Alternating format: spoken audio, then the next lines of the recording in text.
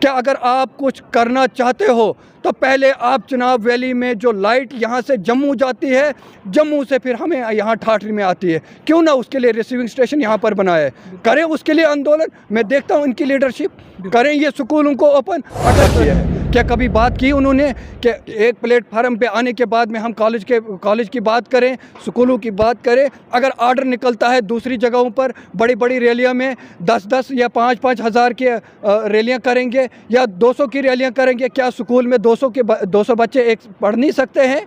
उनको अगर आप शिफ्ट में करा सकते हो, अगर एक क्लास में 50 बच्चे हैं तो 25 एक दिन आएंगे, 25 दूसरे दिन आएंगे। क्या अगर 18 साल एक एमएलए ने यहाँ पर राज किया है मिनिस्टर के होते हुए भी, और वही लोग आज कहेंगे कि उस जगह पर पानी नहीं है, उस जगह पर लाइट नहीं है, तो अगर उनसे ये नहीं हो पाता था तो उन्होंने इस्तीफा देना चाहिए। इस वीडियो को आप तक पहुंचाने में ताउन कर रहे हैं निज़ाम हैप्पी मार्ट ठाठरी।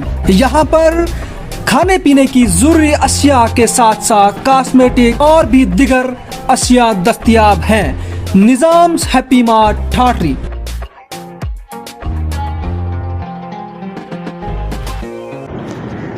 अस्सलाम वालेकुम नाजरीन, मैं हूं राजा शकील, आप देख रहे हैं द चिनाब टाइम्स। नाजरीन, इस वक्त हम मौजूद हैं ज़िला डोडा के कस्बा ठाठरी के अंदर, और इस वक्त मेरे साथ बात करने के लिए ठाठरी सब डिवीज़न के फक्सू तहसील से हैं। ये इनका नाम जो है मंसूर अहमद, ये सोशल एक्टिविस्ट हैं।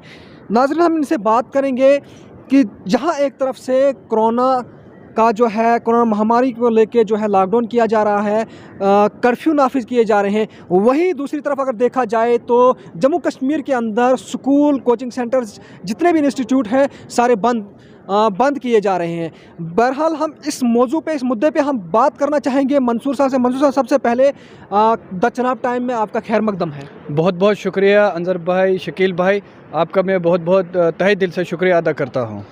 सर, आप देख रहे हैं कि 2 साल बीत गए, स्कूल हमारे बंद हैं। वहीं अगर देखा जाए हमारी जम्मू कश्मीर की बात अगर की जाए, हालात तो अगर सोचा जाए पूरे हिंदुस्तान के अंदर जो सियासी रैलियाँ चल रही है, लेकिन खुसूसन हम जम्मू कश्मीर की अगर बात करें तो जम्मू कश्मीर के अंदर जो है रैलियाँ चल रही हैं, सियासी बड़े बड़े जलसे हो रहे हैं, लेकिन वहीं जो है गवर्नमेंट ने, वहीं सरकार ने एक बहुत बड़ा इशू जो उठाया है, बहुत बड़ा कदम उठाया है। जो कदम ये है कि पूरे स्कूल जो है जम्मू कश्मीर के अंदर बंद किए जा रहे हैं, इंस्टीट्यूट जितने भी हैं बंद किए जा रहे हैं। क्या लगता है आपको, ये कदम जो है गवर्नमेंट ने उठाया है, ये जो है ये कदम जो है बढ़ाई की तरफ है, ये कदम जो है बुलंदी की तरफ है, या ये कदम किस तरह जा रहा है?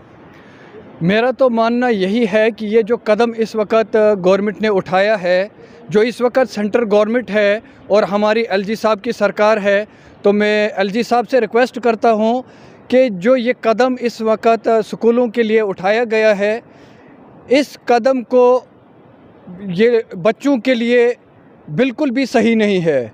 अगर इस वक्त पूरी जम्मू कश्मीर के अंदर और जबकि पूरे इंडिया के अंदर देखा जाए, इतनी बड़ी बड़ी रैलियां हो रही है, और इस चिनाब वैली के अंदर पिछले 2 महीने से इतनी बड़ी रैलियां हुई है, जब उनसे कोई कोविड के ऊपर कोई असर नहीं पड़ रहा था।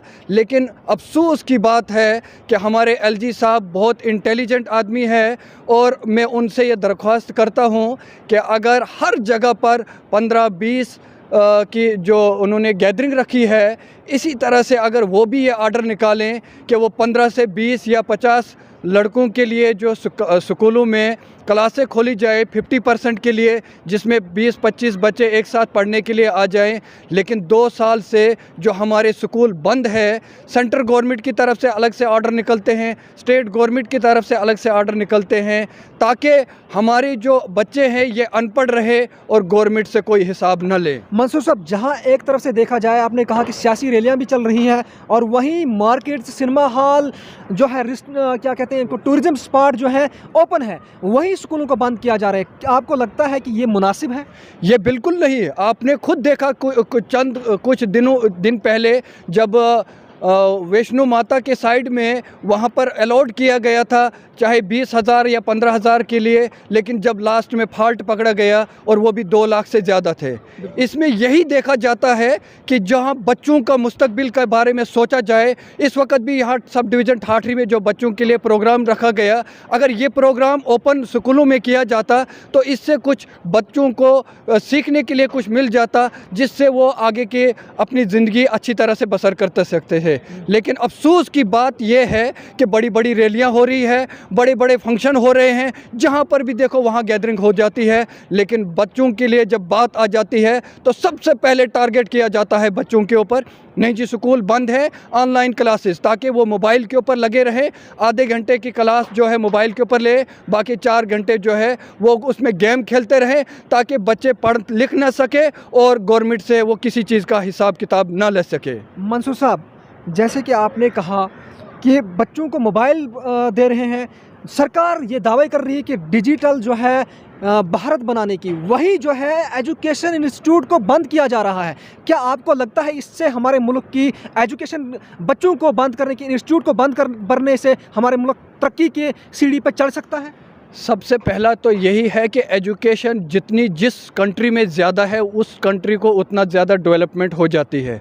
लेकिन अफसोस से कहना पड़ता है कि क्या जो हमारी जो स्टेट है यूटी है, इस वक्त जैसे एक स्टेट को यूटी में बदल दिया, इसी तरह से है। बच्चे यहाँ कर जो जितनी गरीब आवाम है, जो अपना राशन टाइम से ख़रीद नहीं सकते हैं, बारिश बर्फ़बारी हो गई यहाँ पर, एक दिन अपना नहीं लगा सकते हैं, वो कहाँ से 10-10 हज़ार का मोबाइल लेंगे? तो उनके पास नेटवर्क कहाँ से होगा? आप बखूबी जानते हो कि हमारे ही डिस्ट्रिक्ट में चिनाब वैली में पावर प्रोजेक्ट इतने सारे हैं, जिस तरह से हम तरस रहे हैं अपनी लाइट के लिए, हमारे ही घर में जो चीज़ पैदा होती है हम उसी को खाने के लिए तरसते हैं, वो हाल सरकार ने हमारी इस चिनाब वैली को कर रखा है। और ख़ास करके जो मौजूदा लीडर इसमें रह चुके हैं, और अभी भी जो यहाँ पर सरकार दावा करती है कि हमें किसी चीज़ की कोई कमी नहीं रखी है, लेकिन मैं इन लीडरों को भी ये याद दिलाना चाहता हूँ कि आप जिस वोट मांगने के लिए जिस नज़रिए से आप लोगों के पास जाते हो,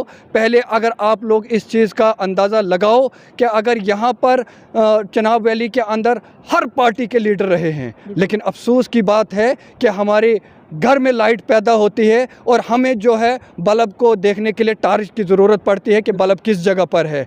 अगर ये लीडर इस काबिल अपने आप को समझते हैं तो मैं उनको इस चैनल के माध्यम से उनको ये याद दिलाना चाहता हूँ।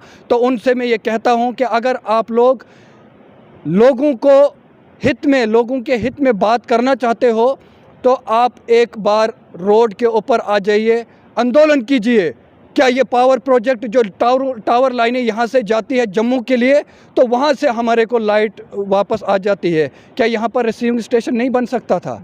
यहाँ पर रिसीविंग स्टेशन बन सकता था, लेकिन जो मौजूदा इससे पहले लीडर थे उन्होंने इस चिनाब वैली को बेच दिया है। और हमारे को कहते हैं, कल भी एक यहाँ पर लीडर ने बात की थी कि नहीं, हमारी जो है यहाँ पर इंदरवाल में जो 18 साल सरूड़ी साहब ने यहाँ पर हुकूमत की है, तो अब वो चाहते हैं कि पहले हमें स्टेट में भी उसकी हुकूमत चाहिए, सेंटर में भी उसकी हुकूमत चाहिए, तब वो इस चिनाब वैली को अच्छी तरह से बेच डालते। अगर आपने एक सरपंच को चुना है, उसने अपनी पंचायत के लिए कुछ भी करना है, चाहे उसके लिए सरकार आगे कोई भी हो, लेकिन हमने देखना है कि अगर 18 साल एक एमएलए ने यहाँ पर राज किया है मिनिस्टर के होते हुए भी, और वही लोग आज कहेंगे कि उस जगह पर पानी नहीं है, उस जगह पर लाइट नहीं है, तो अगर उनसे ये नहीं हो पाता था तो उन्होंने इस्तीफ़ा देना चाहिए था। जिस तरह से हम अभी बोलते हैं बाकी जगहों पर कि इस मिनिस्टर से अगर ये काम नहीं होता है तो उसको इस्तीफ़ा देना चाहिए था, तो उन्होंने वक्त पे वो नहीं किया। इसी तरह से बाकी जो पार्टियां हैं इस वक्त यहाँ पर आपने देखा कि चिनाब वैली के अंदर इन्होंने जो एक प्लेटफार्म इख्तियार किया है, मैं उनसे भी ये पूछता हूँ कि अगर एक प्लेटफार्म आपने तैयार किया, क्या आपने लोगों के हित में कोई आवाज़ उठाई? आपने उसके लिए कोई किया? कॉलेज का मसला है, 10 साल से पेंडिंग में मसला है कॉलेज का, इन्हीं लीडरों की वजह से वो रुका हुआ। क्या वो गरीब आवाम की वजह से रुका हुआ?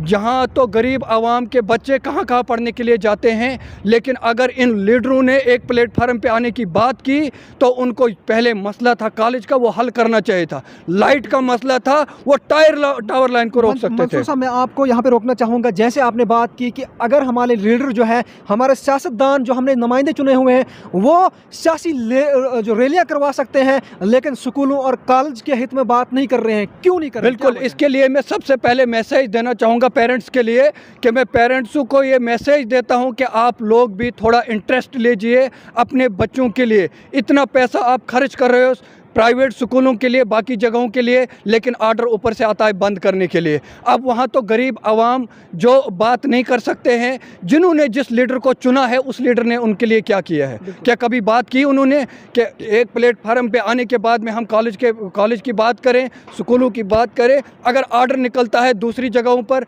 बड़ी बड़ी रैलियों में 10-10 या 5-5 हज़ार की रैलियाँ करेंगे या 200 की रैलियाँ करेंगे, क्या स्कूल में 200 बच्चे एक पढ़ नहीं सकते हैं?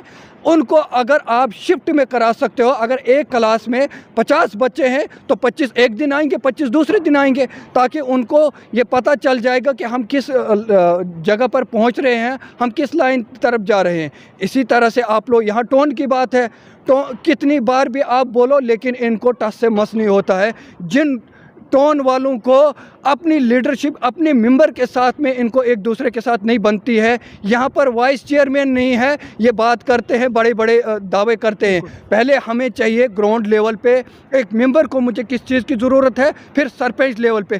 पहले तो हमारा 3 टायर सिस्टम पंचर है। इस समय सरकार किसकी चल रही है? 3 टायर के ऊपर चल रही है। यहाँ पर हमारे यूटी में सब जगह पर यहाँ पर बड़े बड़े दरबार होते हैं। पिछली बार भी यहाँ पर हमारे हर पंचायत के बीच में जो है डीडीसी का दरबार हुआ, लेकिन आउटपुट क्या निकला? सिर्फ ये दिखाने के कुछ और हैं और खाने के कुछ और हैं। ये कुछ पैराशूटर हैं और जो ग्रास रूटर है वो अपना काम करते हैं। ये सीधा लोगों को जो बोलते हैं आँख में धूल झोंकते हैं, सिर्फ वही काम करते हैं। मैं इन लीडरों को ये कहना चाहता हूँ कि अगर आप कुछ करना चाहते हो तो पहले आप चुनाव वैली में जो लाइट यहाँ से जम्मू जाती है, जम्मू से फिर हमें यहाँ ठाठरी में आती है, क्यों ना उसके लिए रिसीविंग स्टेशन यहाँ पर बनाया है? करें उसके लिए आंदोलन। मैं देखता हूँ इनकी लीडरशिप, करें ये स्कूलों को ओपन। अगर 50 बच्चे नहीं तो 25 बच्चे एक क्लास में पढ़ सकते हैं, क्यों नहीं उसके ऊपर ये आवाज़ उठाते हैं? बस नरेगा का पैसा बंद हो जाए, उसके ऊपर तो सड़कों पे उतरते हैं ये।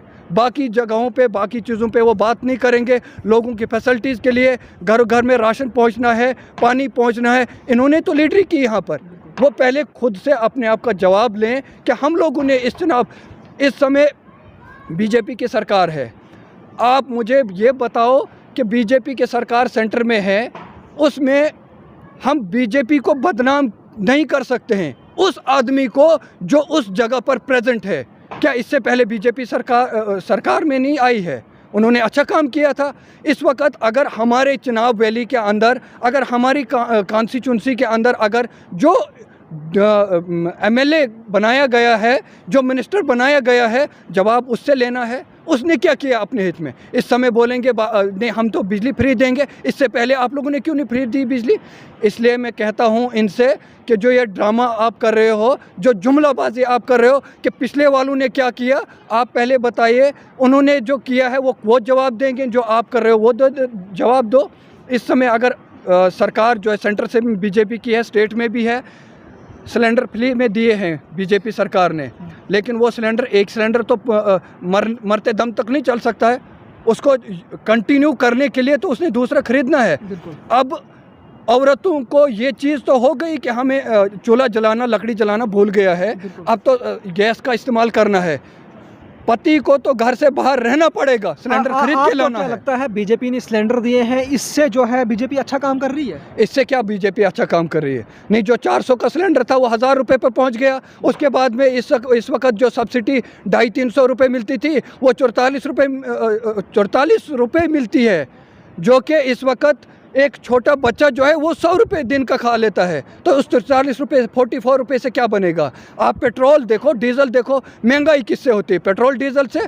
अगर इस वक्त सरकार ये कहती है कि हम फलानी जगह पर इतने बड़े प्रोजेक्ट दिए, इस वक्त हम नेशनल हाईवे से सफ़र करके आते हैं, क्या टोल टैक्स हमारे से नहीं लिया जाता है? आपसे जानना चाहूँगा कि जैसे कि पीडीपी आते हैं, वो बताते हैं हम ठीक हैं, बीजेपी आते हैं कि हम ही नहीं किया, कांग्रेस आती है हम ही नहीं किया, दूसरी पार्टियां आती हैं हमने किया। आखिर किसने किया? ठीक कौन है? मैं यही कहता हूं कि पहले वो दिखाए किया क्या है उन्होंने।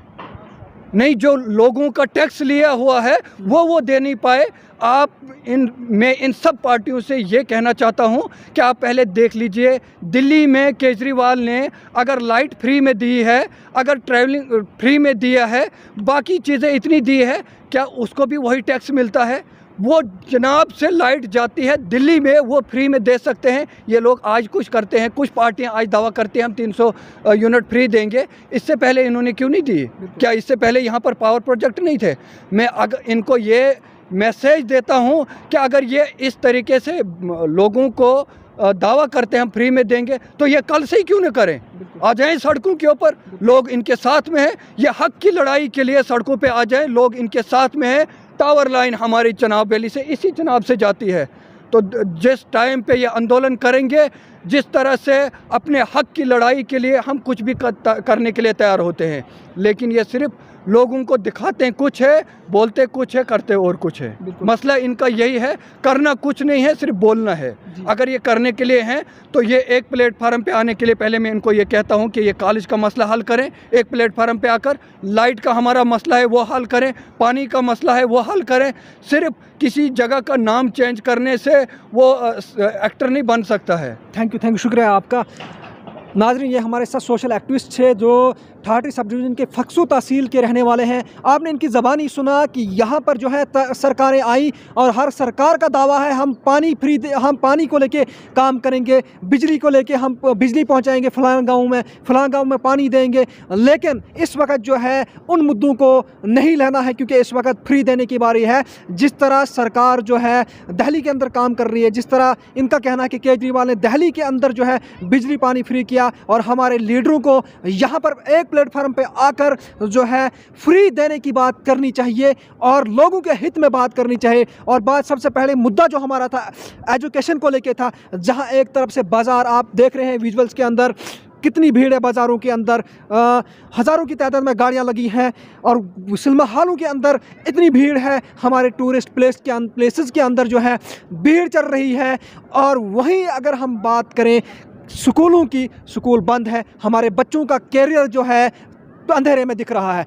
क्या जहां एक तरफ से मरकज़ी सरकार डिजिटल भारत बनाने के दावे कर रही है, वहां जो है स्कूल को, एजुकेशन को, तालीमी अदारों को बंद किया जा रहा है। जहां तालीम से जो है एक मुल्क बन सकता है, तालीम की वजह से हमारा जो है हर एक इंसान जो बुलंदी के सीढ़ियों पे चढ़ता जाएगा और तरक्की के सीढ़ियों पे चढ़ता जाए, वहीं अगर तालीम को हम बंद करें, क्या आपको लगता है कि हमारे बच्चों का, हमारे लोगों का, आने वाली नस्लों का मुस्तकबिल बन सकता है? ये डिसाइड लोगों को करना होगा, बच्चों के पेरेंट्स को करना होगा। अगर वो नरेगा का पैसा बंद हो जाए, अगर उनको और कोई तकलीफ़ आ जाए, वो रोडों पे जो है एहतजाज करने आते हैं, वहीं हमारी नस्लें जो है तबाह हो सकती है और हमारे नस्लें जो है बर्बाद हो सकती है एजुकेशन सिस्टम को बंद करने से। क्या वो इस बात को लेके अपनी आवाज़ उठाने के लिए तैयार है? ये उनको खुद देखना होगा। नाज़रीन, इसी तरह की मज़ीद अपडेट के लिए द चनाब टाइम के साथ बने रहे। शुक्रिया।